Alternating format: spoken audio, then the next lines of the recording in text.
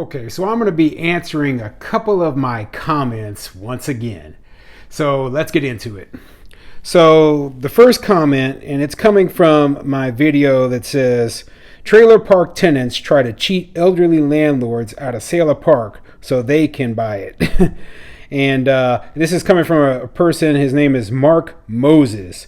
And it says, bring it up to code is a BS excuse to raise rents. So here is the truth, okay? Bring it up to code is not a BS excuse to raise rents.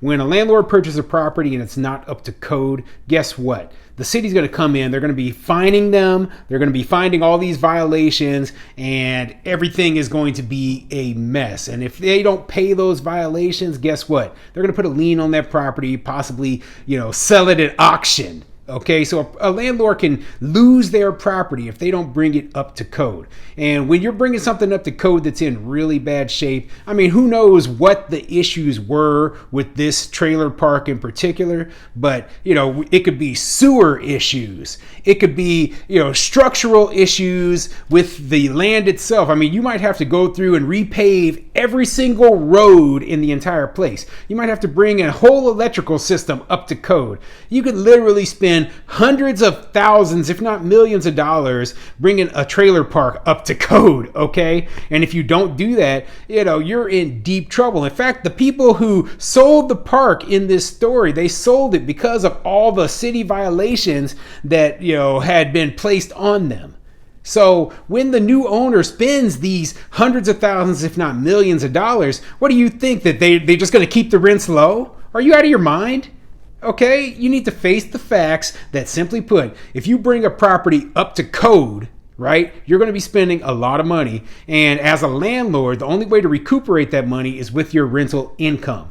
That means that the rents are going to have to raise. Now, if the tenants want to stay in a park that has cheap rents forever, they're going to have to face the facts that they're going to live in a slum, essentially, okay? They're not going to be able to live in a property that is, well maintained. The only way that you can have those cheap rents is if the property is in shambles, okay? I hope that answers your question. Okay, the second question I have for you today, it's coming from a comment from the video I made. Said, is it moral and ethical to raise the rent? Which actually was a comment video like this one. So the comment comes from a Derek Pascal, and it says, landlords should allow the homeless into their properties.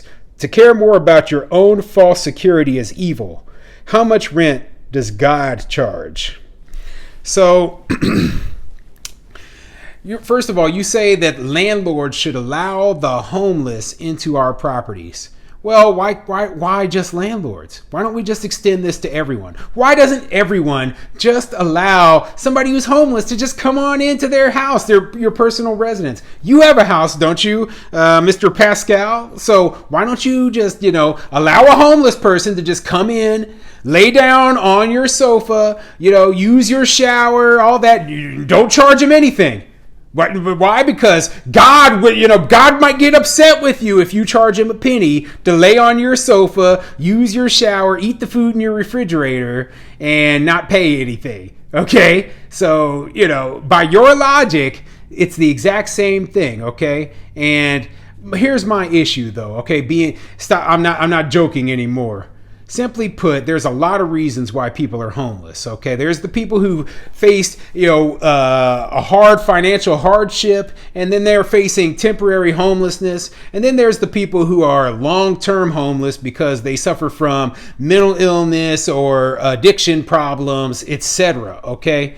Now, simply put, we cannot solve the homeless issue for a lot of these people. A lot of these people, they are in the situation where they are homeless because that's where they want to be, okay? Now, for the people who are facing the financial hardships, etc., those people, they would benefit from help from a charity or help from a nonprofit or help from a government service. However, a private property owner is none of those things, okay?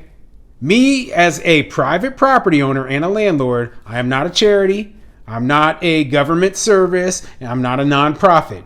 I do what I do in order to make money.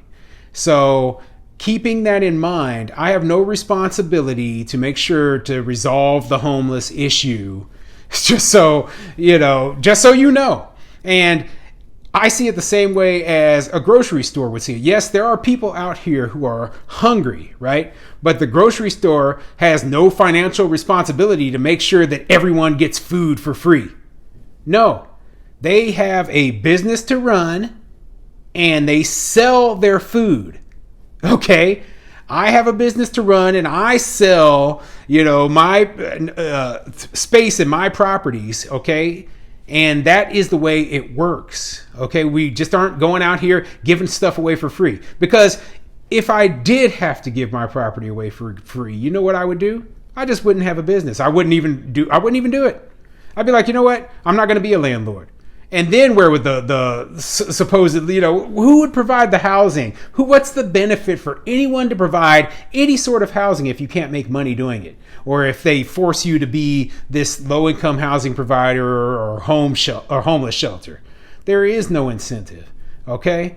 And there wouldn't be new housing being built for them. There wouldn't be affordable housing. There would just be, the few people who could afford to build their own homes, and that's it.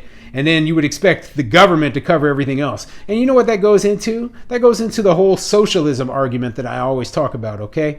And this is why I always say, when we talk about people who want to force landlords to keep their rents at a certain level or force landlords to house people who can't really afford to live there, all that is a push towards socialism. And I am 100% against that. So I hope that answers your question.